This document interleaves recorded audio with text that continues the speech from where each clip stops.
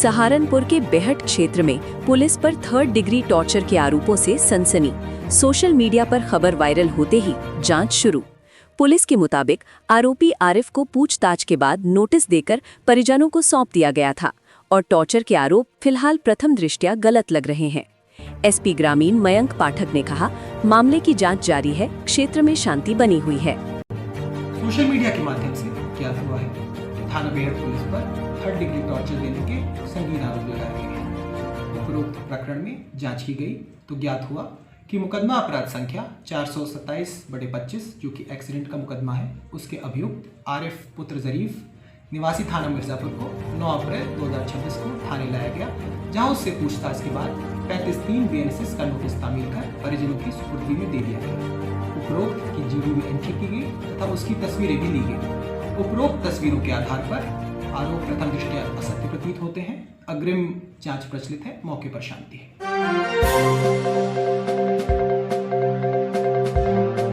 महिला सुरक्षा को लेकर चल रहे मिशन शक्ति अभियान के तहत कोतवाली नगर पुलिस ने बड़ी कार्रवाई करते हुए महिलाओं पर फब्तियां कसने वाले एक मनचले को गिरफ्तार कर लिया है।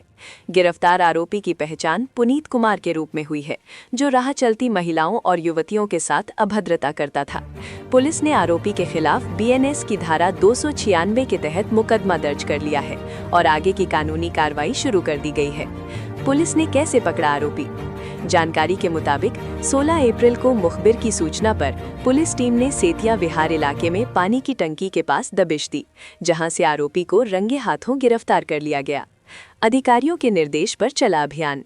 ये पूरी कार्रवाई वरिष्ठ पुलिस अधीक्षक के निर्देश पर चलाई जा रही महिला सुरक्षा मुहिम के तहत की गई। नगर पुलिस अधीक्षक और क्षेत्राधिकारी नगर प्रथम के पर्यवेक्षण में प्रभारी निरीक्षक प्रमोद कुमार सिंह के नेतृत्व में टीम ने ऑपरेशन को अंजाम दिया। पुलिस टीम की अहम भूमिका। इस कार्रवाई में महिला उपनिरीक्षक अंजू सिंह, महिला उपनिरीक्षक सिमरन कमलेश, उपनिरीक्षक शौकीन खान और उपनिरीक्षक नितेश चौधरी सहित कई पुलिसकर्मी शामिल रहे। पुलिस का सख्त संदेश। पुलिस अधिकारियों ने साफ किया है कि सार्वजनिक स्थानों पर महिलाओं से छेड़छाड़, फब्तियां कसना या पीछा करना किसी भी हालत में बर्दाश्त नहीं किया जाएगा। मिशन शक्ति के तहत एंटी रोमियो स्क्वाड लगातार स्कूल, कॉलेज, बाजार और बस स्टैंड जैसे संवेदनशील इलाकों में गश्त कर रही है। महिलाओं के लिए हेल्पलाइन। पुलिस ने अपील की है कि अगर किसी महिला या युवती के साथ अभद्रता होती है तो वो तुरंत 1090 वुमेन पावर लाइन, 112 या 1076 पर कॉल करे। शिकायतकर्ता की पहचान पूरी तरह गोपनीय रखी जाएगी और तुरंत कार्रवाई की जाएगी। निचोड़। सहारनपुर पुलिस का साफ संदेश है, मनचलों पर सख्ती जारी रहेगी और बहन बेटियों की सुरक्षा से खिलवाड़ करने वालों को सीधे जेल भेजा जाएगा। हालांकि पुलिस ने ये भी स्पष्ट किया है कि आरोपी के खिलाफ कानूनी प्रक्रिया जारी है और अदालत द्वारा दोष सिद्ध होने तक उसे निर्दोष माना जाएगा। जिले को जल्द ही एक नई हाईटेक जिला जेल की सौगात मिलने जा रही है। नांगल क्षेत्र के गांव दंगेड़ा में करीब 80 एकड़ जमीन पर बनने वाली इस जेल की क्षमता 2000 कैदी बंदियों की होगी। खास बात यह है कि इसके लिए 50 करोड़ रुपए की पहली किस्त भी मंजूर हो चुकी है। आखिर नई जेल की जरूरत क्यों पड़ी? दरअसल मौजूदा जिला कारागार की क्षमता सिर्फ 765 कैदियों की है, लेकिन यहाँ करीब 1200 कैदी रखे गए हैं, यानी क्षमता से करीब 435 ज्यादा, जिससे बैरकों में जगह की भारी कमी है। इतना ही नहीं, वर्तमान जेल एक ऐतिहासिक रोहिल्ला किले में संचालित हो रही है, जिसका निर्माण 18वीं सदी में हुआ था और 1868 में अंग्रेजों ने इसे जेल में बदल दिया था। संरक्षित इमारत होने की वजह से यहाँ विस्तार भी संभव नहीं है। नई जेल की क्या होगी खासियत? दंगेड़ा में बनने वाली इस नई जेल में CCTV कैमरे, जैमर, वीडियो कॉन्फ्रेंसिंग जैसी अत्याधुनिक सुविधाएं होंगी। हाई सिक्योरिटी बैरक और मजबूत सुरक्षा व्यवस्था इसे और सुरक्षित बनाएगी। क्या बदलेगा? नई जेल बनने से ओवरक्राउडिंग खत्म होगी, कैदियों को बेहतर सुविधाएं मिलेंगी और शहर के बीच स्थित पुरानी जेल हटने से ट्रैफिक और सुरक्षा का दबाव भी कम होगा। 5 साल की लंबी प्रक्रिया के बाद फाइनल हुआ प्रोजेक्ट। करीब 4 से 5 साल तक जमीन की तलाश के बाद आखिरकार दंगेड़ा की जमीन को मंजूरी मिली है। अब जल्द ही निर्माण प्रक्रिया शुरू होने जा रही है। भूमि अधिग्रहण के बाद PWD के जरिए निर्माण होगा और लक्ष्य है कि अगले 2 साल में ये जेल बनकर तैयार हो जाए। कुल मिलाकर इतिहास से हाईटेक तक का सफर तय करते हुए सहारनपुर अब एक मॉडर्न और सुरक्षित जेल की ओर बढ़ रहा है और आने वाले समय में ये जेल उत्तर प्रदेश की सबसे आधुनिक जेलों में शामिल हो सकती है। सहारनपुर के अंबाला रोड स्थित रुतबा बैंक्वेट हॉल पर अब प्रशासन का शिकंजा कसता नजर आ रहा है। अग्निशमन विभाग ने बड़ी कार्रवाई करते हुए हॉल की बिजली काटने के सख्त आदेश जारी कर दिए हैं। बताया जा रहा है कि बार बार नोटिस और चेतावनी के बावजूद प्रबंधन ने अग्नि सुरक्षा मानकों की लगातार अनदेखी की, जिससे यहाँ होने वाले कार्यक्रम लोगों की जान के लिए खतरा बन गए थे। सबसे बड़ा खुलासा दस्तावेजों में गड़बड़ी को लेकर हुआ है। विकास प्राधिकरण और अग्निशमन विभाग के रिकॉर्ड में अलग अलग मालिकों के नाम सामने आए हैं, जिससे बड़े फर्जीवाड़े की आशंका गहराती जा रही है। इतना ही नहीं, बिल्डिंग के एरिया में भी बड़ा खेल सामने आया है। कहीं 1000 तो कहीं 1500 वर्ग मीटर दिखाया गया, जबकि मौके पर 2 बेसमेंट मौजूद हैं जिनका कोई जिक्र तक नहीं किया गया। सूत्रों के मुताबिक पहले भी इस बिल्डिंग को सील किया जा चुका है, लेकिन रात के समय कार्यक्रम कराने की चर्चाएं लगातार सामने आती रही हैं। अब अग्निशमन विभाग ने बिजली विभाग को 3 घंटे के भीतर कनेक्शन काटने और संसाधन जब्त करने के निर्देश दिए हैं। सबसे बड़ा सवाल, क्या इस बार कार्यवाही जमीन पर दिखेगी या फिर रुतबा एक बार फिर नियमों पर भारी पड़ेगा? गढ़ी मलूक में भारत के महान संविधान निर्माता बाबा साहेब डॉक्टर भीमराव अंबेडकर की जयंती के अवसर पर भव्य सम्मेलन आयोजित किया गया, जिसमें उनके सिद्धांतों पर चलने का संकल्प लिया गया।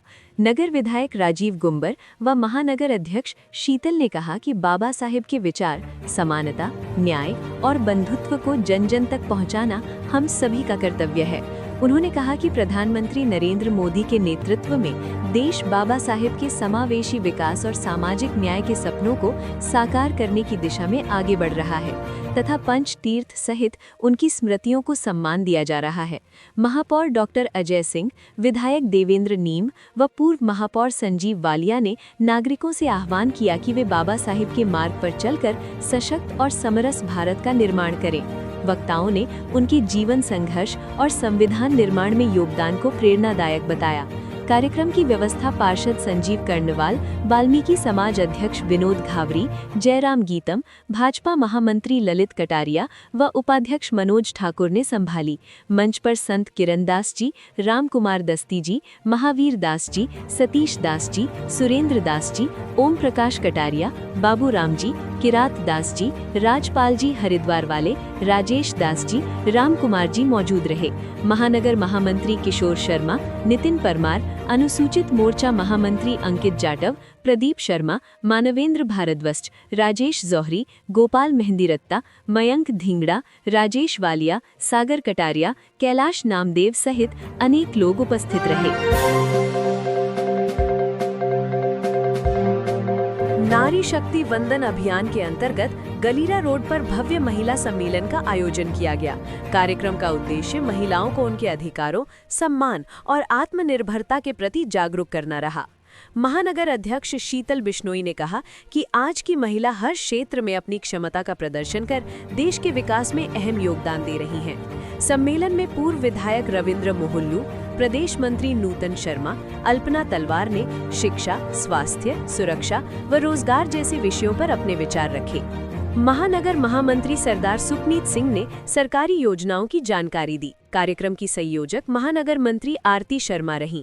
इस दौरान महानगर उपाध्यक्ष कंचन धवन, नीलू राणा, मंत्री सोनम कश्यप, कुसुम वालिया, रूमा पाल, संगीता, मीनाक्षी, राशि, उषा, सरिता, भारती, जयश्री, रेखा, ममता, सोनिया, गीता, पूनम, आरती, कविता, शीबा, बबली, मोनिका, जूली, रूपा, नेहा, नीरू अरोड़ा, सोशल मीडिया संयोजक प्रदीप शर्मा, हेमंत धीमान, मयंक धींगरा, मंडल अध्यक्ष जोगिंदर लाला, पार्षद सुपीन पाल, विजय अरोड़ा, विपिन कुमार सहित कई लोग मौजूद रहे।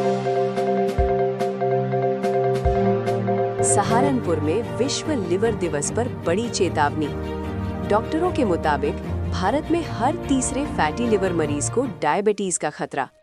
दयावती अस्पताल के जांच शिविर में 152 लोगों की स्क्रीनिंग में कई मरीज अलग अलग स्टेज के फैटी लिवर से ग्रसित मिले। यहाँ तक कि कुछ में लिवर सिरोसिस के संकेत भी पाए गए। डॉक्टरों ने साफ कहा, खराब लाइफस्टाइल, जंक फूड और मोटापा इसकी बड़ी वजह। समय रहते सुधार ही बचाव का एकमात्र रास्ता। कल वर्ल्ड लिवर डे है, उसमें हमने उसकी पूर्व संध्या पर यहाँ पे दयावती हॉस्पिटल में एक फाइब्रो स्कैन का कैंप लगाया है, जिसमें हम ये पेशेंट्स की निशुल्क जांच करेंगे। उसमें ये पता चलेगा कि पेशेंट्स के लिवर में फाइब्रोसिस कितनी है और उसमें फैटी डिपोजिशन जिसे स्टियोसिस कहते हैं वो कितनी है। इसमें दो तरह के जांच होंगी, उसमें कैप स्कोर और LSM मतलब लिवर स्टिफनेस मेजरमेंट, मतलब लिवर में कितनी स्टिफनेस है बिकॉज ऑफ फैटी डिपोजिशन स्टियोसिस की वजह से। उसमें लेस देन 7 लो रिस्क वाले पेशेंट होते हैं, 7 to 9.5 significant fibrosis and more than 9.5 advance fibrosis. इसमें दूसरा कैप स्कोर होता है जो लेस देन 238 स्टेज 0 में आता है, 238 to 259 स्टेज 1 में, 260 to 290 स्टेज 2 में आता है। तो इसमें हमने ये पेशेंट्स को बताया जाएगा कि उनका कौन से वो ग्रेड में आ रहे हैं और कौन सी उनकी लो रिस्क में है या मॉडरेट रिस्क में या हाई रिस्क में। उसके हिसाब से पेशेंट्स को हम उसका प्रिवेंशन और उसका ट्रीटमेंट बताएंगे। प्रिवेंशन में अगर पेशेंट अल्कोहलिक है तो उसको अल्कोहल को छोड़ना पड़ेगा और मॉर्निंग वॉक स्टार्ट करके अपनी फाइब्रोसिस को और फैट डिपोजिशन को, जिसे स्टियोसिस कहा जाता है, उसे कम करना पड़ेगा। इस तरह से हम फाइब्रोस्कैन के द्वारा पेशेंट्स को लिवर का सारा डिटेल में बताते हैं। और उसमें जो डाइट का जो होता है वो उसमें मेडिटेरियन डाइट, जिसमें हम रिच फ्रूट्स जो होते हैं, फ्रूट्स, ग्रीन वेजिटेबल्स, ये सब हमने पेशेंट्स को बताते हैं कि ये सब हमें मेडिटेरियन डाइट का फॉलो करना चाहिए लिवर की फाइब्रोसिस को प्रिवेंट करने के।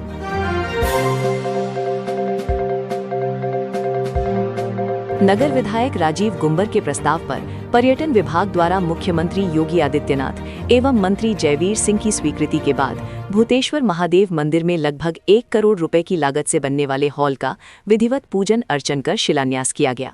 इस अवसर पर विधायक राजीव कुमार गुंबर ने कहा कि केंद्र और प्रदेश सरकार विकास के साथ साथ सांस्कृतिक विरासत को सहेजने का कार्य कर रही है। उन्होंने बताया कि सहारनपुर में काली मंदिर में भव्य हॉल और शहीद भगत सिंह की शरण स्थली फुलवारी आश्रम को भी विकसित किया जा रहा है। महापौर डॉक्टर अजय कुमार सिंह, महानगर अध्यक्ष शीतल बिश्नोई ने मुख्यमंत्री का आभार जताया। कार्यक्रम में मंडल अध्यक्ष मनोज तायल, पार्षद मयंक गर्ग, सुरेंद्र शर्मा, अनीश शर्मा, गोकर्ण दत्त शर्मा, राकेश जैन, प्रेमपाल कटारिया, सर्वेश गुप्ता, विनोद चौझड़, सुपनीत सिंह, ललित कटारिया, योग चुग, हेमंत अरोड़ा, आरती शर्मा, प्रदीप शर्मा, राजेश चौहरी, मंदिर समिति अध्यक्ष मुकेश गोयल, मंत्री आशुतोष, उपाध्यक्ष शैलेंद्र भूषण गुप्ता, माई दयाल, वीणा बजाज, स्नेह गुंबर सहित अनेक लोग मौजूद रहे। सहारनपुर से एक प्रेरणादायक तस्वीर। जब प्रशासन संवेदनशीलता के साथ जमीन पर उतरता है तो बदलाव महसूस होता है।